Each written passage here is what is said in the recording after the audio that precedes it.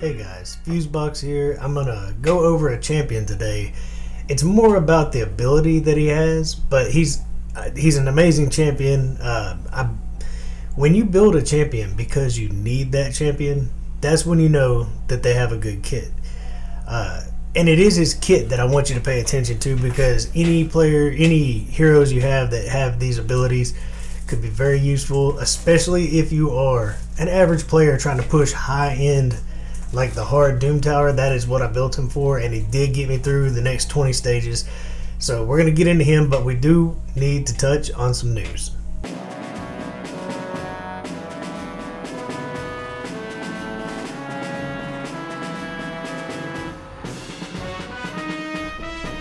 Okay, so real quick, there is a tournament going on.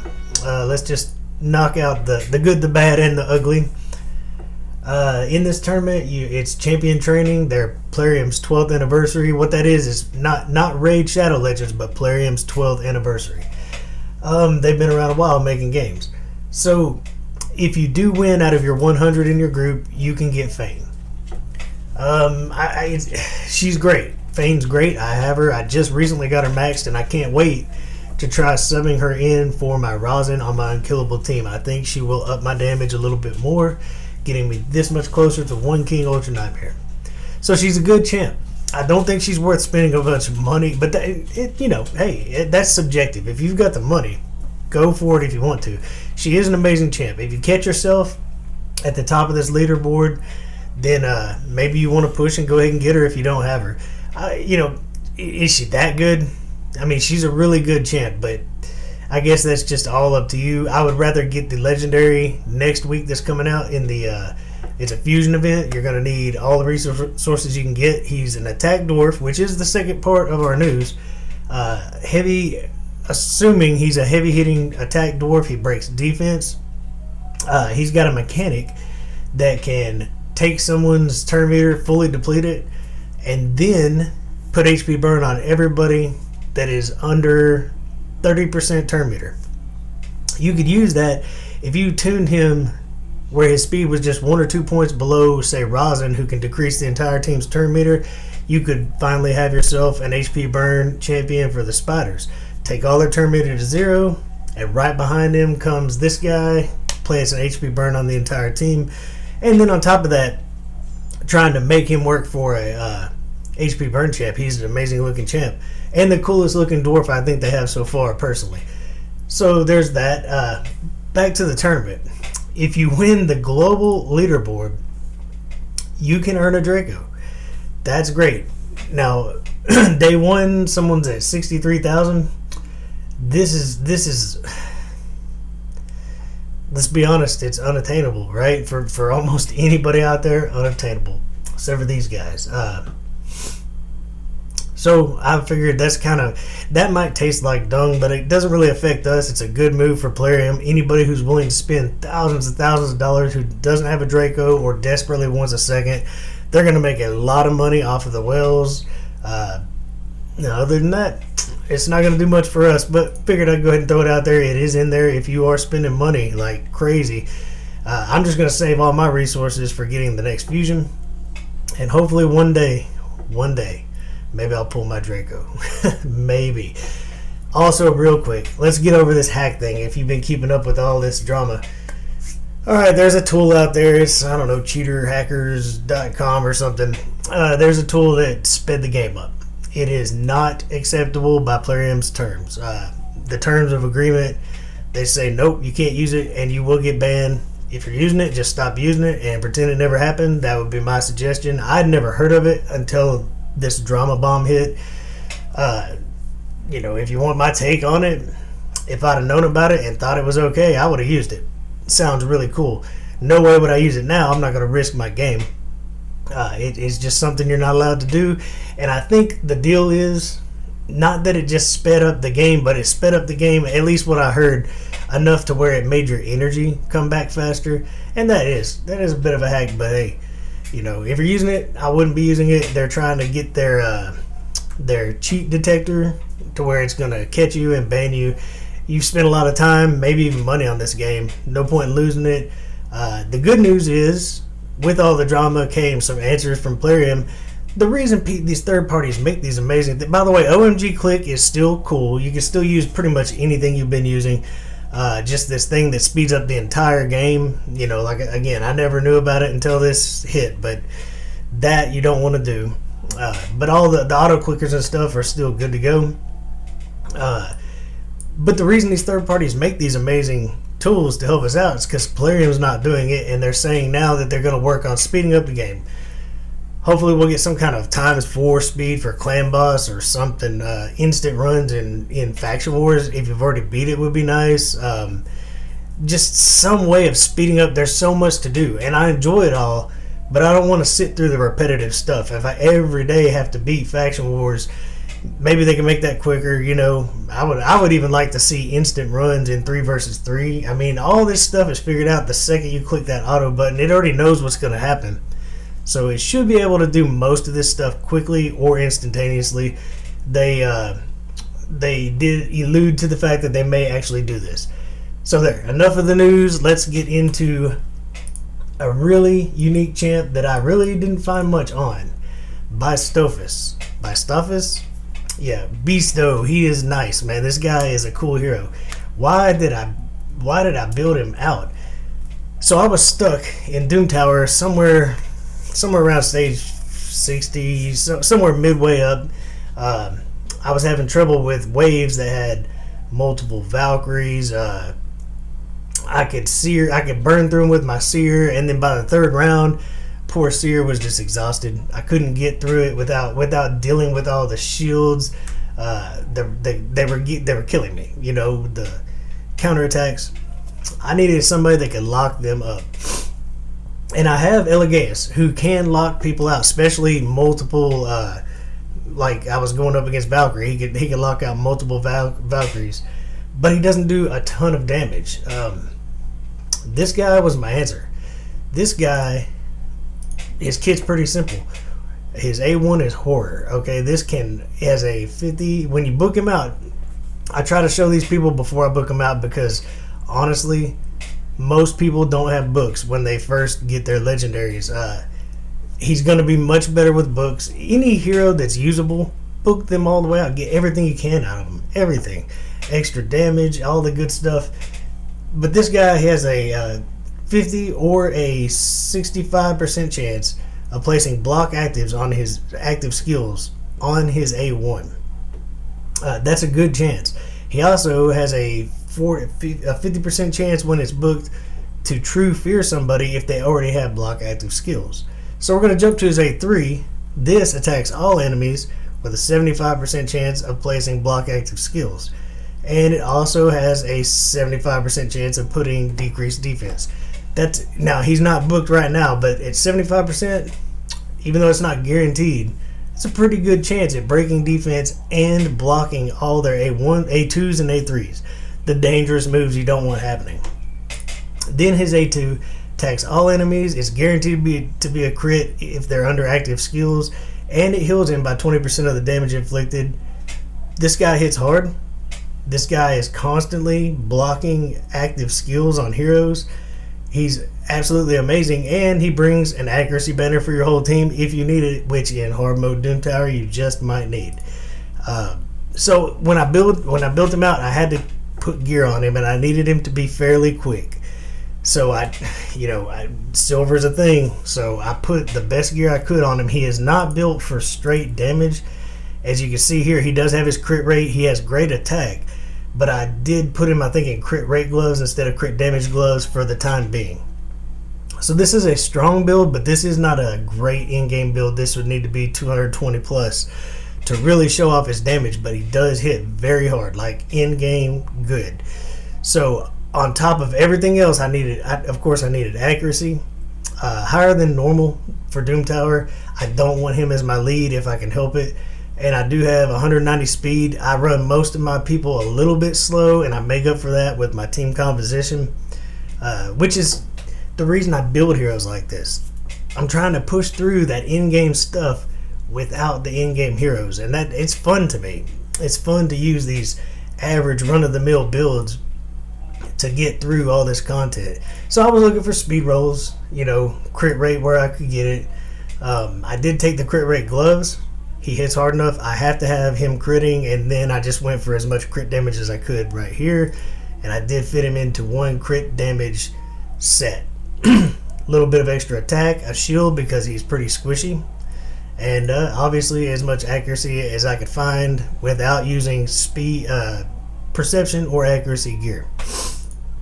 So here's all my gear. Obviously I got speed boots on him, but I did get a little bit of attack percentage. I haven't even done all the glyphs yet.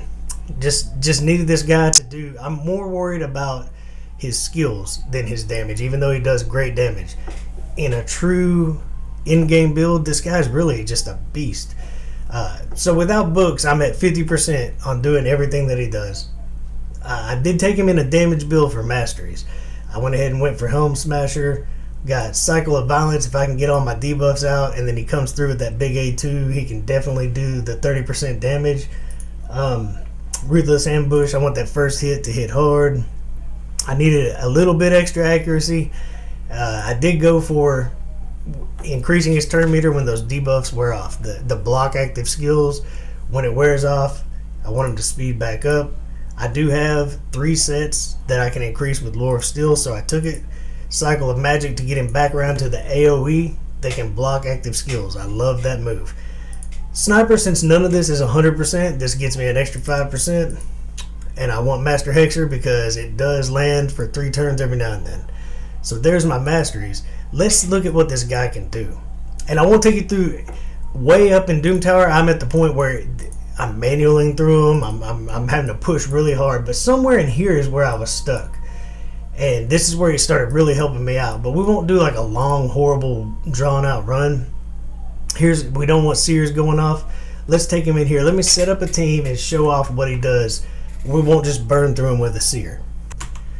Okay, so I'm going to take some serious damage. I want to try to get through these teams, but we've got some control. We've got lots of damage. We've got blocking, attack, active skills for control. We got speed, some heals, everything we need to kind of get through a nasty team. And we'll just put this on auto because we're really paying attention to Bystophus. So obviously we're going to speed up our team, take some of their turn meter. By the way, Deacon can do this. If you have Deacon instead of Lysandra, and if you don't have either of that, he does pretty much the same thing. And if you don't have him, you could always bring your High Katoon. Just speed up your team. So I'm going to protect my team. I got a couple of squishies on it. Now this is his A3. We're going to attack everybody and hope to get. Look, we got Seeker and one of these guys we've got locked out that can't use their skills, and we also broke defense on 3 other ones. He is my break defense on this team. You still may want a more consistent one. With books, I think he would probably be enough. 75% plus sniper means an 80% chance to land it on everybody. And then, of course, we only get 1 stun. And we're relying on getting through here by blocking skills of the dangers that are in front of us. Of course, we do have some hits we can bring in. And, you know, we don't want Seeker going off, but we're not worried about him. He cannot speed up while his active skills are blocked. So we're going to take the turn meter down on somebody else, increase our shields so we're protected.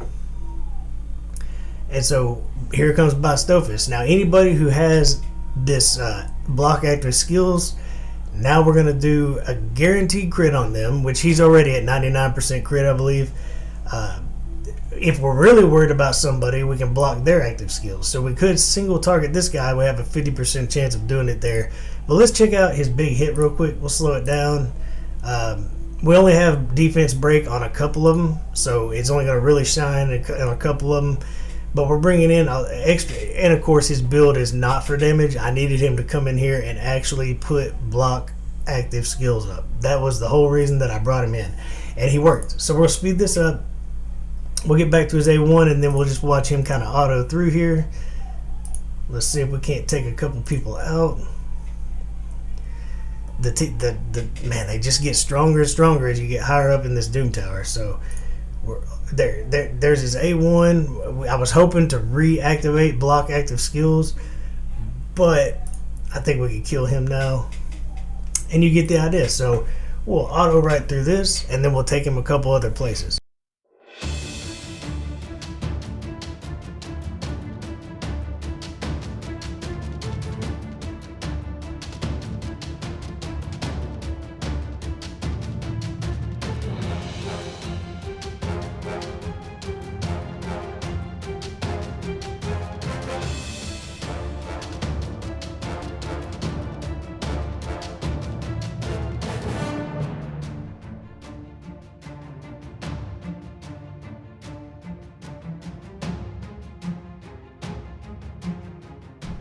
So right there, he locked out one of the seers, so the other one put up increased crit rate, but he locked out the other one so she couldn't go ahead and rip all of our buffs off and kill us. And that was on full auto. He did a great job of it. He just locked out the other seer. We've got everybody's getting locked out. It's working out great. Does enough damage to constitute bringing into the fight. I can't wait to get him in a proper build, but I saved up my books for clan versus clan, and I put my books onto Ruel Huntmaster first. Very strong hero once you get him booked out. Definitely worth the books on Ruel. But this guy, so he's going to be, was it Eternal Dragon, I believe? Maybe Griffian. No, I think the Eternal Dragon that plays off of how many cooldowns you have going and all that. I believe you can place block active skills on him. I'm not 100% sure of that. Anyways, I can't wait to try it out. With the cycle, we don't have those two to look at, so I can't be sure. Faction Wars, he's going to be absolutely golden. And looky here, Faction Wars is up. He may be the reason that I finally beat the end. My problem on the end is damage. I'm not doing enough damage. Getting through the waves, I can do. And I can get right down to beating the boss, but the boss does swap health with somebody, and I can't kill her in like... It was 10 rounds, 11 rounds you have to do it in. I may try that in a minute. I won't make you sit through 20 minutes, but I'll show it if I do go through for that.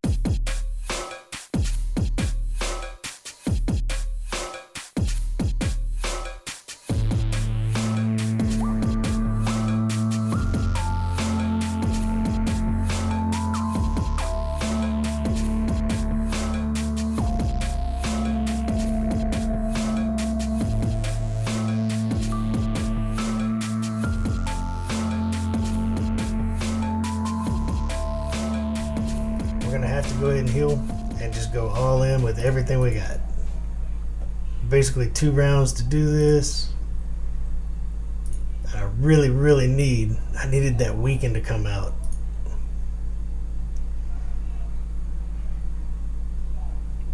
Moment of truth.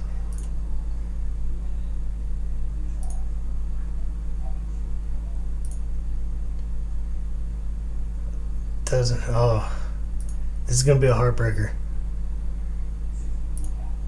I need weak defense. We broke defense. I think we got this.